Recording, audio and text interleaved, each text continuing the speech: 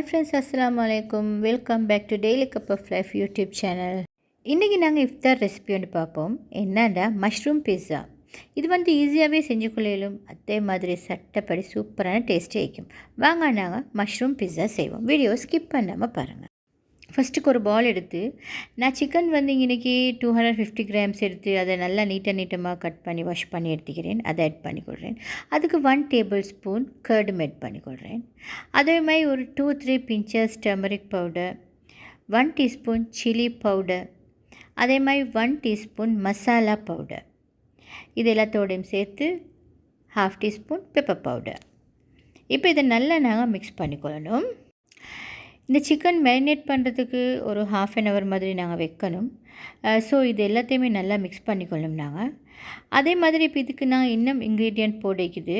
என்னென்னு சொல்லிச்சுன்னா, நாங்கள் இதுக்கு ஒரு 1/4 டீஸ்பூன் மாதிரி சால்ட் ஆட் பண்ணிக்கொள்வோம்.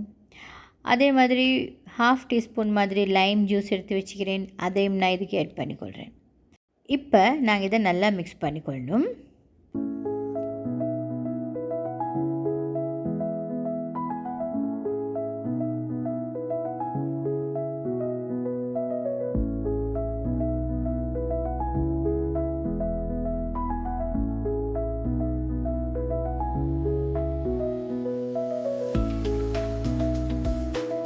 இப்போ இது மாதிரி இது நல்லா மிக்ஸ் பண்ணி படணும். இதை நல்லா மிக்ஸ் பண்ணி அப்படியே க்ளோஸ் பண்ணி ஒரு சைடில் அப்படியே வச்சுடுவோம்.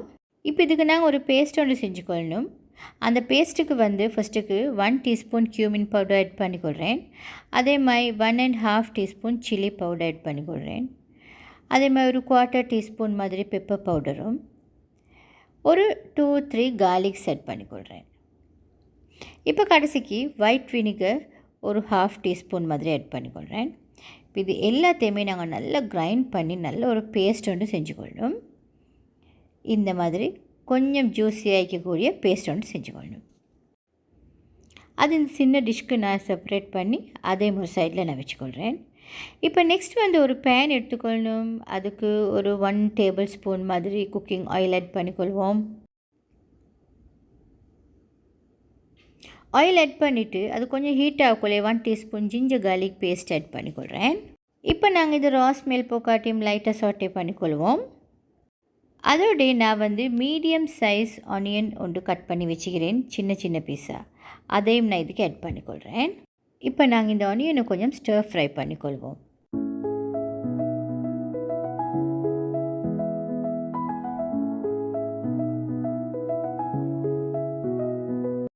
ஆனியன் கோல்டன் ப்ரௌன் ஆக தேவையில்லை.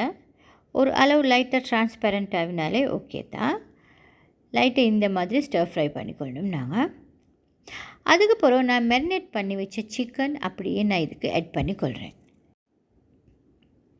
சிக்கன் ஆட் பண்ணிவிட்டு அந்த பாலை கொஞ்சம் வாஷ் பண்ணி அதையும் நான் ஆட் பண்ணிக்கொள்கிறேன், அந்த வாட்டரை. அதே மாதிரி நான் செஞ்சு வச்ச பேஸ்ட்டாலேயும் ஒரு 3 டேபிள் ஸ்பூன் மாதிரி இதுக்கு ஆட் பண்ணிக்கொள்கிறேன். நீங்கள் மிச்சம் ஸ்பைஸியாக சாப்பிடாத ஆள்னு சொன்னால் ஒரு 2 டேபிள் ஸ்பூன் ஆட் பண்ணிக்கோங்க. அதே மாதிரி மேரினேட் பண்ணக்குள்ள போடுற சில்லி பவுடரையும் கொஞ்சம் குறைச்சி எடுத்துக்கோங்க. ஸோ இப்போ இதை நல்லா நாங்கள் மிக்ஸ் பண்ணிக்கொள்ளணும். இப்போ இதை நல்லா மிக்ஸ் பண்ணிவிட்டு நாங்கள் அப்படியே மூடி போட்டு க்ளோஸ் பண்ணி ஒரு 2 minutes மாதிரி வைக்கணும். இது நல்லா கொஞ்சம் குக் ஆக காட்டி.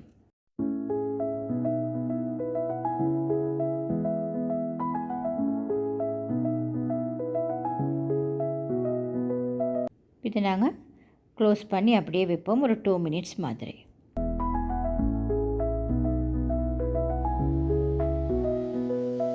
டூ மினிட்ஸ்க்கு பிறகு இந்த மாதிரி நல்லா குக் ஆகிக்கும்.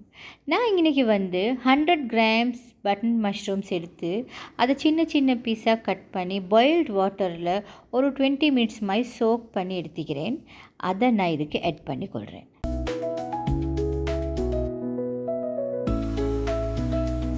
இப்போ நாங்கள் இதை நல்லா மிக்ஸ் பண்ணிக்கொள்வோம். அதோடைய நான் க்ரீன் கலர் பெல் பெப்பர் ஒன்று எடுத்து கட் பண்ணி வச்சுக்கிறேன். அதையும் நான் இதுக்கு ஆட் பண்ணிக்கொள்கிறேன். இப்போ இது எல்லாத்தையுமே நல்லாவே நாங்கள் மிக்ஸ் பண்ணிக்கொள்வோம். கேஸ் ஃப்ளேமை மீடியம் லோவில் வச்சுக்கொண்டு இது நல்லா மிக்ஸ் பண்ணி நல்லா கொஞ்சம் குக் பண்ணிக்கொண்டா ஓகே.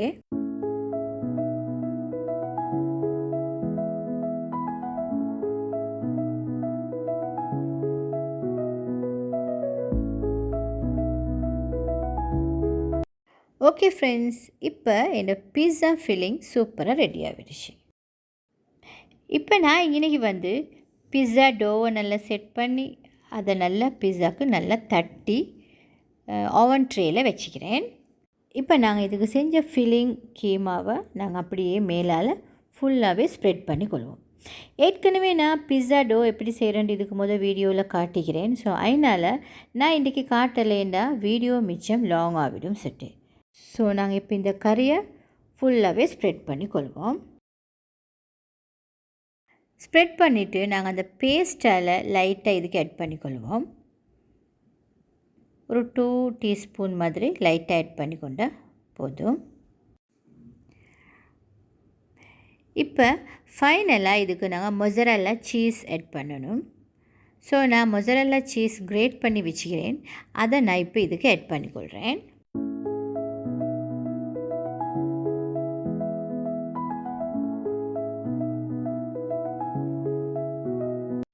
உங்களுக்கு எப்படி விருப்பமோ அந்த மாதிரி ஆட் பண்ணிக்கோங்க. லைட்டாக விருப்பம்னு சொல்லி சொன்னால் மொசரல்லா சீஸ் நீங்கள் லைட்டாக ஆட் பண்ணிக்கோங்க. அப்படி இல்லாட்டி இந்த மாதிரி ஃபுல்லாக பிஸ்ஸா கவர் ஆகிற மாதிரிக்கே மொசரல்லா சீஸ் ஆட் பண்ணிக்கொள்ளணும். இப்போ பேக்கிங் டைம் 180 செல்சியஸில் 20 மினிட்ஸ் வச்சா நல்லாவே போதும். ஓகே ஃப்ரெண்ட்ஸ், என் பிஸ்ஸா சூப்பராக ரெடி ஆகிடுச்சு. மஷ்ரூம் பிஸ்ஸா இது இஃப்தாருக்கு சூப்பரான ஒரு ரெசிபி. நீங்களும் வீட்டில் ட்ரை பண்ணி பாருங்கள்.